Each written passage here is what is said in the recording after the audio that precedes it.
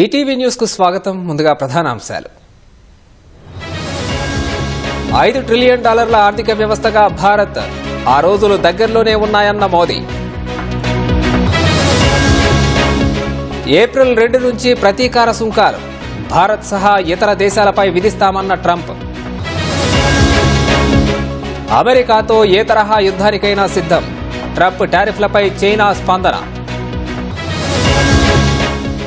డీలిమిటేషన్తో దక్షిణాదికి అన్యాయం, గళమెత్తిన స్టాలిన్, విజయ్, కమల్ హాసన్. 17 కోట్లకు పైగా బంగారం, నగదు సీజ్, కన్నడ నటి స్మగ్లింగ్ కేసులో డీఆర్ఐ ప్రకటన. గాజాలో మళ్లీ ఆకలి కేకలు, మానవతా సంక్షోభం తీవ్రతరం. వన్డేలకు స్టీవ్ స్మిత్ వీడ్కోలు, భారత్తో ఓటమి అనంతరం ప్రకటన.